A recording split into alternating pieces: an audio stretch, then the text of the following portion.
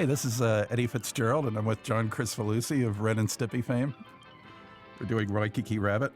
This cartoon means a lot to me because when I first came in the business and I had a brand new VHS machine, there weren't many tapes you could buy, but a lot of the tapes had Wackiki Wabbit on them. So I ended up studying this in an inordinate amount to learn animation. And a lot of my ideas and theories come from this cartoon, believe it or not. So I guess what I learned is, well, first of all, it's two weird guys versus Bugs Bunny. And I thought, my God, that's a great combination for a thing. Two weird guys against each other who hate each other in a way more than they hate Bugs Bunny, if hate is the word. Aren't you glad that life is really like that bad guys tend to hate other bad guys more than they hate us? And it's just a funny relationship.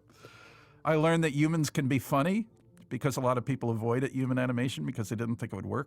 And human animation works great in this. It's a whole unexplored area that animation sort of flirted with and then left. Today, I think the human animation is kind of stiff in a lot of cartoons, unless it's ultra stylized, but there's nothing in between.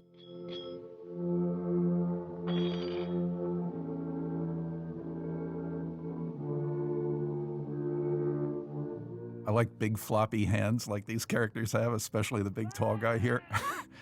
These are great caricatures, by the way, by Chuck. Look at all the detail in the backgrounds. Yeah. Well, Chuck was an experimenter, and the Flurries were working with Chuck, and they liked these kind of backgrounds. They're beautiful. Evidently, the whole cartoon is built around this Polynesian dance that Bugs does, which is odd to have the most important thing so early in the cartoon. Animation is incredible. I don't know whether this is Ken Harris or Benny Washam or Bob Cannon. Still frame these runs on these two characters. If you don't use your still frame on this cartoon, you're missing half of the enjoyment in it. Terrific pan down here. All of a sudden the angle changes. Now, I don't know this for sure, but my guess is that this dance is what originated the idea for the cartoon. Somebody had the idea that this would be funny.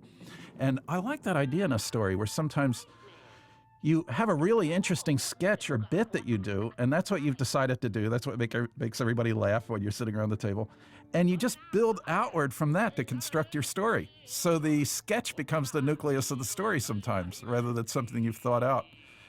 Gee, in a general way, that's a pretty good way to go sometimes. You end up, maybe sometimes the cartoon isn't uniformly good, but it has a great moment in it, sort of like dun dun dun dun and Beethoven, something that people remember, even if they forget a lot of the rest. This is genius. I hate to talk over it. I'll just have to assume that you've seen it before. I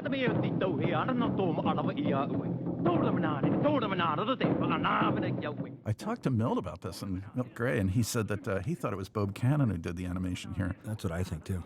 Because at that time, he was really interested in flamboyant animation. He almost took the Clampett unit when Clampett left.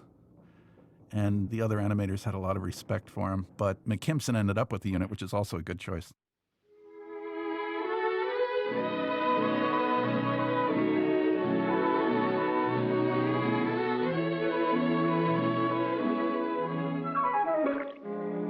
It's the idea that you can build a story around one sketch. This film also made me love full animation. I think limited animation sort of serves well if you have droll characters or characters who just look with a glance and comment on what's happening. It sort of favors that type of animation because you don't expect more from a character like that, so it fits. And if the character is very graphic looking, he fits into the background really well, and a lot of animation would seem superfluous. But I tend to like heroic characters that are really flamboyant. Not necessarily manic, but just, out there in some way. And it is from this very cartoon that I got my love of full animation. Full animation and big hands. We're gonna have roast. Ooh.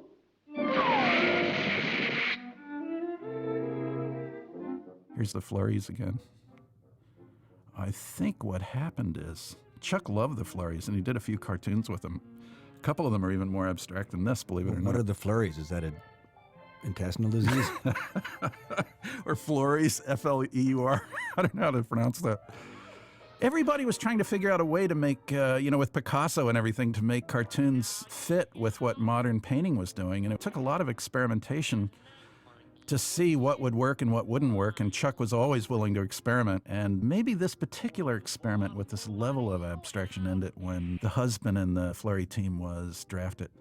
His wife stayed on for a while, but it was difficult without the team working together.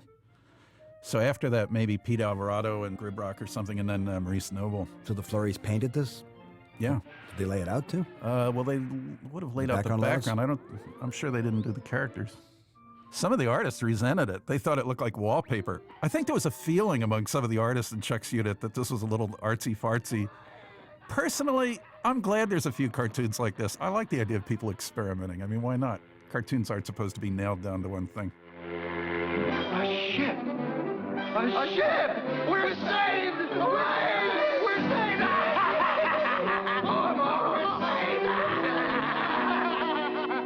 We're going on a boat! We're going on a boat! Oh my God, beautiful animation here. Get your still frame button out quick. Fellas, farewell. Hurry aboard. Don't forget to write. So long. I'll see you again sometime. Bye. Goodbye. Enjoy yourself. Farewell. I don't know if it was. That could have been Ken Harris.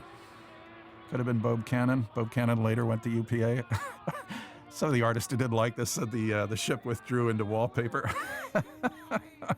Well, actually, Chuck Jones is the guy that inspired UPA. I think so. Everybody thinks that UPA invented stylized cartoons, but the guys at UPA all credit it to Chuck Jones because he did it 10 years earlier than they did. I believe it. I believe it. Great cartoon.